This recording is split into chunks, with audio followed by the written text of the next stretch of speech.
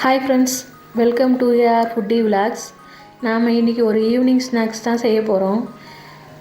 Egg bread recipe. வாங்க எப்படி செய்யலான்னு பார்க்கலாம் வாங்க. அதுக்கு தேவையாக நாம் ஒரு 4 ப்ரெட்டும் ஒரு 3 முட்டையும் எடுத்துக்கிட்டால் போதும். நாம் முட்டைங்களை இந்த மாதிரி தனியாக உடச்சி எடுத்துக்கலாம் வாங்க. ஒரு பாத்திரத்தில் எடுத்துக்கணும்.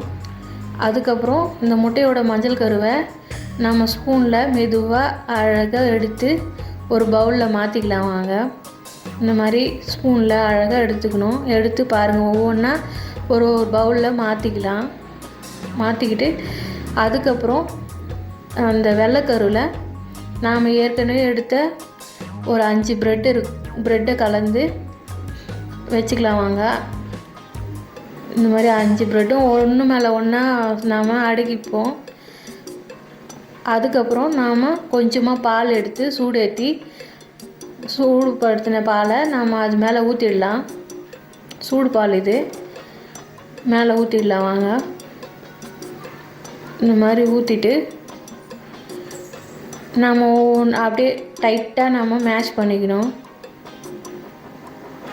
இந்த மாதிரி நல்லா ஒவ்வொன்றா டைட்டாக மேஷ் பண்ணி இந்த பக்குவத்துக்கு வர அளவுக்கு நம்ம அதை மேஷ் பண்ணிக்கணும். அதுக்கப்புறம் கொஞ்சமாக கேப்சிகம், கேரட், காரத்துக்கு பச்சை மிளகாய், கொஞ்சமாக கொத்தமல்லி தழை, கறிவேப்பிலை,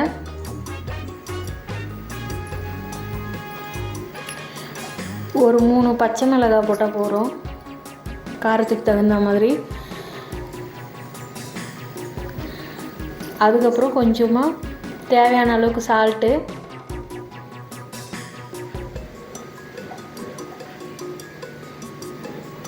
அதுக்கப்புறம் நாம் கொஞ்சமாக பெப்பர் பொடி பண்ணி தூவிடலாம்.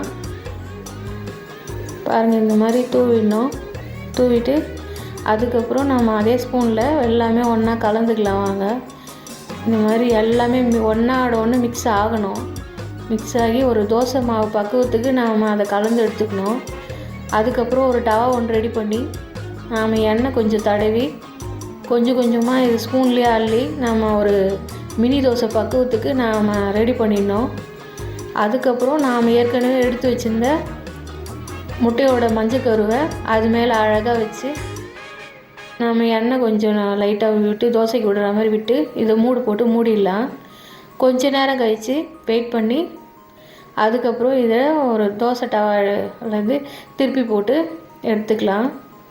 பாருங்கள், இந்த மாதிரி திருப்பி போட்டு எடுத்துக்கலாம். கலராக எவ்வளோ சூப்பராக வந்திருக்கு பாருங்கள். அவ்வளோதாங்க, சூப்பரான எக் பிரெட் ரெசிபி ரெடியாகி வந்துச்சு. பாருங்கள் எவ்வளோ கலராக நல்லா சூப்பராக வந்திருக்கு பாருங்கள். ஒரு ஈவினிங் ஸ்நாக்ஸாக இது சாப்பிடும்போது அவ்வளோ சூப்பராக இருக்கும். நாம் எடுத்து வச்ச முட்டைங்களை ஒவ்வொன்றா எடுத்து அதே மாதிரி நாம் ட்ரை பண்ணி எடுத்துக்கலாம். நாம் எப்போவுமே ஒரே மாதிரி செய்யாமல் இதை ஒரு டிஃப்ரெண்ட்டாக செஞ்சு பார்த்தா சூப்பராக இருக்கும். நீங்களும் வீட்டில் ட்ரை பண்ணி பாருங்கள். இந்த எக் பிரெட் ரெசிபி கூட நாம் சாஸ் வச்சு சாப்பிடும்போது அவ்வளோ சூப்பராக இருக்கும். ஒரு ஈவினிங் ஸ்நாக்ஸுக்கு சூப்பரான டிஷ் இது. நீங்களும் வீட்டில் ட்ரை பண்ணி பார்த்து கமெண்ட்டில் சொல்லுங்கள். எங்கள் சேனல் பிடிச்சிருந்தனா லைக் பண்ணுங்கள், அண்ட் கமெண்ட் பண்ணுங்கள், அண்ட் ஷேர் பண்ணுங்கள், அண்ட் சப்ஸ்கிரைப் பண்ணுங்கள். ஓகே, பாய். நாளைக்கு பார்க்கலாம்.